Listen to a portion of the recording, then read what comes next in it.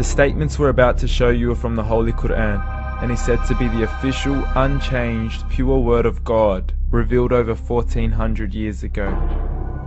Claiming to be the word of God is a heavy statement, and without proof, or if a single contradiction is found within the book, the apparent word of God will be proven false. So without further ado, let's put the book to the test.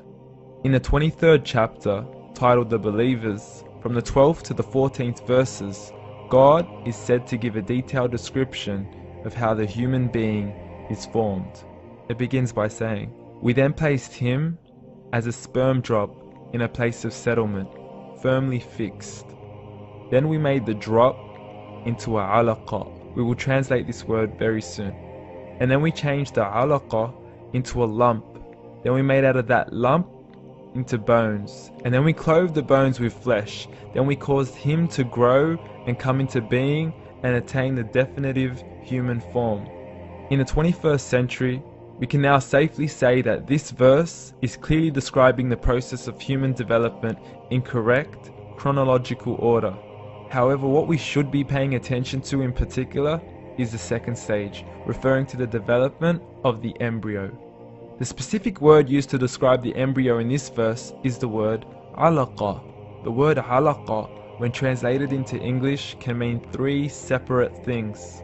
Firstly, a blood clot, or to be suspended, that is to be hanging or clinging to something, or thirdly and finally, a leech.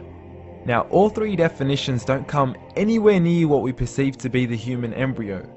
So, why are these words used, and what significance do they share with the human embryo?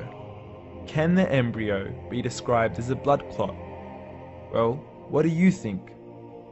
In the third week of embryonic development, a tubular heart joins with the blood vessels to form a primordial cardiovascular system, and by the end of the third week, the blood is circulating and the heart begins to beat on day 21. The first thing that comes to mind in regards to being suspended or hanging is the umbilical cord. But we can't use that example because we are simply referring to step 2, before the baby has even formed. But we now know today that the umbilical cord is formed from the connecting stalk. And the connecting stalk is formed as soon as the embryo is formed.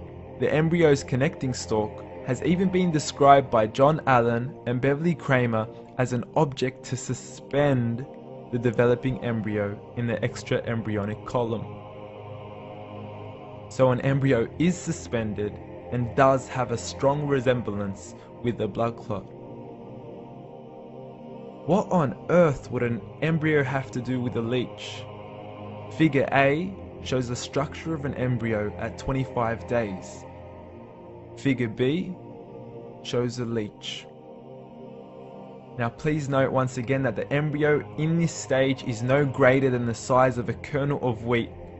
This is an X-ray of the embryo at 22 days. This is the internal structure of a leech. It's mind-blowing stuff, but you still haven't seen anything yet. This is the head of the embryo at 22 days. The detail you are seeing right now is absolutely impossible to be seen with the human eye and can only be seen with a microscope. This is the back end of a leech.